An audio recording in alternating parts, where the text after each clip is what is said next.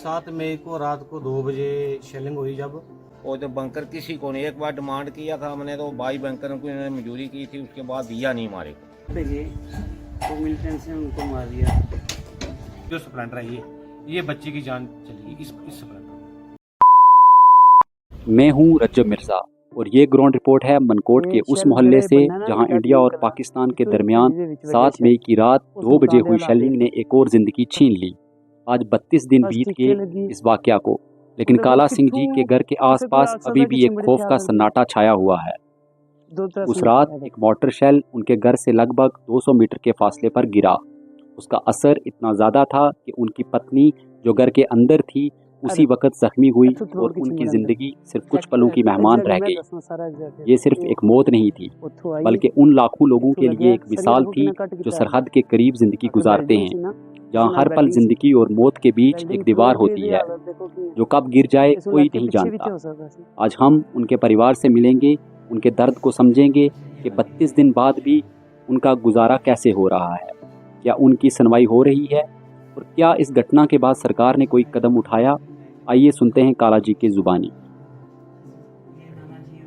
7 मई को रात को 2 बजे शेलिंग हुई जब, तो ये घर पे थे। तो भांजी ने बोला तो ये कच्चा टीनों वाला मकान है, तो मामू के घर चलते हैं, वो लेंटर वाला मकान है, तो उधर बच जाएंगे। वो भाग के इधर आ गए मेरे पास हमारे पास भाग के आ गए। हम बैठे थे तो पहले गोला रार पर बज रहे थे, हमारे पास इधर नहीं बजे। लास्ट में जब ये बच्चे ये मेरा भांजा ये सभी इधर आ गए मेरे पास, उस टाइम जब गोला पड़ा हम अंदर थे, हम 2-3 बंदे अंदर थे, 2-4 बंदे ये बच्चा था, सारे अंदर थे। जब शेलिंग हुई इधर गोला हमारे से 200 मीटर 300 मीटर गोला उसका स्प्लेंडर आके हमारे ये मकान है, इस मकान में ये दूसरा मकान, तीसरे मकान में जो स्प्लेंडर आया, ये जो स्प्लेंडर है ये बच्चे की जान चली इस स्प्लेंडर। ऐसा हमारे बारी से निकल गया, बच्ची से इधर से लगा आंख में, ये दोनों ये जो शरीर है पूरा निकल गया। ऑन स्पॉट जो डेथ हो गया। जो सिंह 1947 में हमारे दादाजी की डेथ हुई थी शेलिंग में। वो भी यही दौर चल रहा था कि शेलिंग हो रही, तो हमारे दादाजी घर में ही थे, तो उनकी डेथ ही इसी से हुई थी।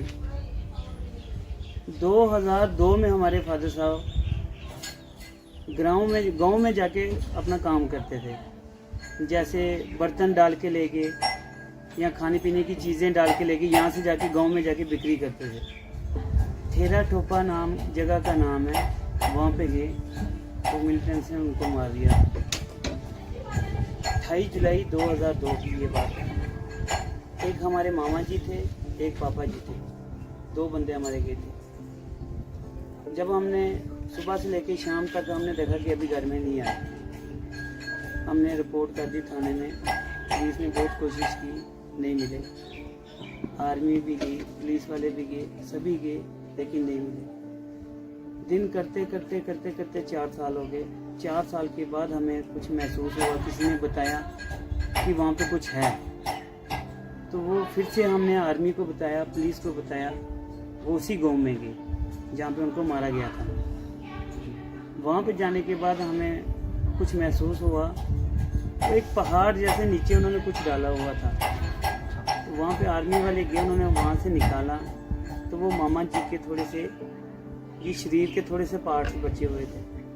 जैसे हाथ में ये कड़ा डाला हुआ था, घड़ी थी, पाँव में शूज़ थे, ऊपर सिर पे पगड़ी थी, तो वो मामा जी का थोड़ा सा पार्ट्स हमें तो मिले थे 4 साल के बाद। तो उनको जो है क्लेम थोड़ा मिल गया था। बच्चे हमारे फादर साहब को जो है अभी तक उनकी डेड बॉडी नहीं मिल सकी। तकरीबन अभी 24-25 साल हो गए, अभी तक हमारे फादर साहब की डेड बॉडी नहीं मिली।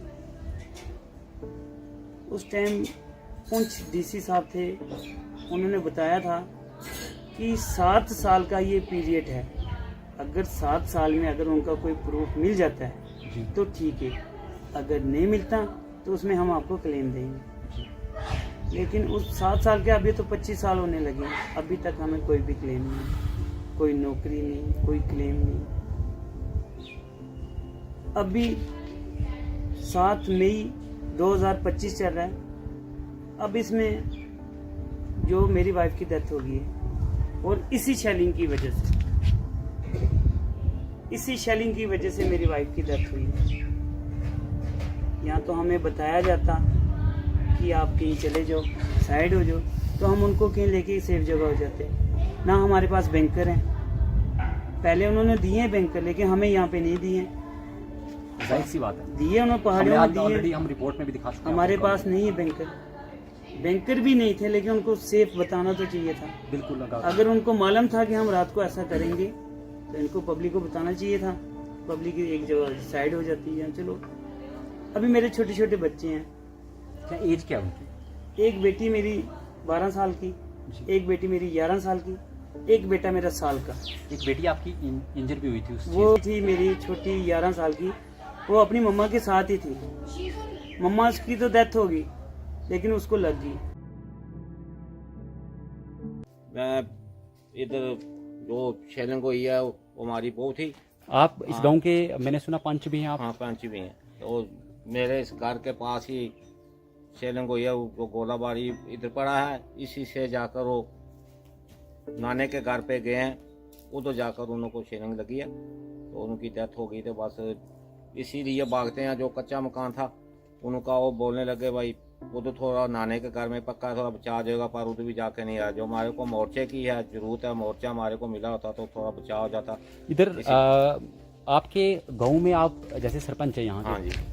आपके गांव में कितने घरों में बंकर है? कोई नहीं है इस एरिया में, कोई नहीं है। कोई तो बंकर किसी को नहीं। एक बार डिमांड किया था हमने, तो भाई बंकर को इन्होंने मंजूरी की थी, उसके बाद दिया नहीं हमारे को। तो ये पड़ोसी थे, जैसे आपके बलविंदर कौर जी, हाँ, जिनकी बलविंदर बहुत ही, हाँ, पहली बहुत कैजुअलिटी हुई थी इंडिया पाकिस्तान की कशीदगी के दरमियान। ये उनके पड़ोसी हैं, उनसे हम बात कर रहे हैं इस टाइम पे, और ये सरपंच भी हैं इस गांव के। और बोलने का कंक्लूजन ये है कि इनके पास एक बेसिक सी नेसेसिटी, जिसको बंकर बोलते हैं, वो अवेलेबल नहीं है। ज़िंदगी सिर्फ अल्लाह के भरोसे चल रही है। जिस दिन कहीं खुदा ना खास्ता फिर से इंडिया पाकिस्तान की कशीदगी होती है, फिर से हमें आप बता दीजिएगा। ये लोगों का बोलना है कि हम उस वक्त ये खाली कर दें या बंकर दे दोगे। जोग सिंह जी जो यहाँ के पंच हैं, पूरे गांव के बिहाफ पे बोल रहे हैं कि प्लीज़ एक छोटी सी डिमांड है, बंकर।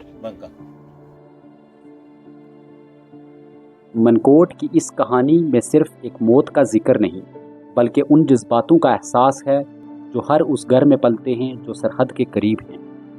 काला सिंह जी के परिवार के लिए 7 मई की रात सिर्फ एक तारीख नहीं थी, वो एक पल था जो आज भी उनकी ज़िंदगी में ज़िंदा है। ये लोग न सिर्फ हिम्मत के साथ जी रहे हैं, बल्कि एक बेहतर कल के लिए उम्मीद भी बांध के बैठे हैं। उनकी कहानी सुनना ज़रूरी है, ताकि हमें याद रहे कि सरहद सिर्फ एक रेखा नहीं, एक ज़िंदगी भी होती है। मैं हूँ रज्जब मिर्ज़ा, मेंढर से।